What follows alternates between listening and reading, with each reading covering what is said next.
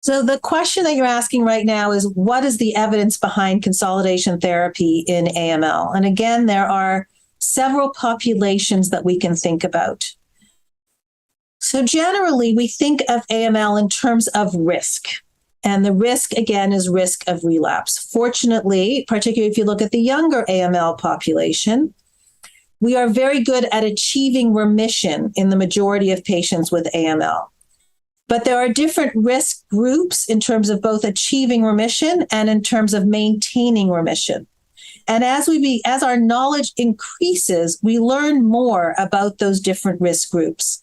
And we learn more about how we want to approach them up front and then how we want to approach them once they're in remission. So since this question is focusing on remission, let's focus on those risk groups in remission. So if we think about the best risk group, core binding factor AML, there is fairly good evidence that using high-dose cytarabine is an excellent way to approach remission therapy in that patient population. And there is now good data, particularly out of the MRC, looking at the number of cycles that is meaningful, and more is better than less in patients with core binding factor AML, but leads to a very high chance of long-term remission and long-term disease-free survival. So that is the standard approach.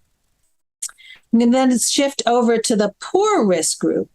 And the poor risk group is the group that has poor prognostic AML based on either karyotype or molecular risk factors. And what we know in that risk group is the best chance at achieving a remission is not clear. But once those patients get into a remission, the best way to consolidate that remission is to proceed to allogeneic bone marrow transplant.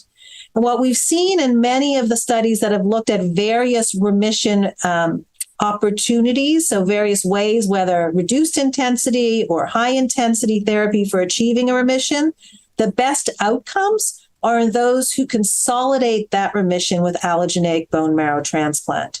So I think the two extremes have been defined that way at this point.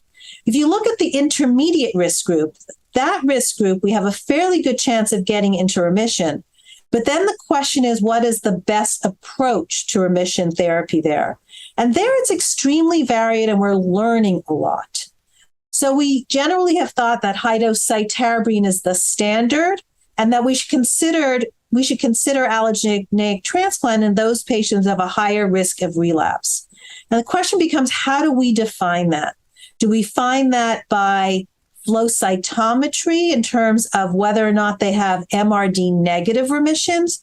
Do we define that purely based on their karyotype and their molecular status at the time of diagnosis? So, for example, in those patients who are NPM1 mutated, but do not have a poor risk karyotype or a FLT3 ITD, our approach has been that those patients, if they lose their NPM1 mutation, so if they do not have evidence of measurable residual disease by NGS or by PCR for NPM1 after they've achieved a remission, we consider those patients to have a good prognosis without transplant and to be able to get consolidation with high-dose cytarabine alone.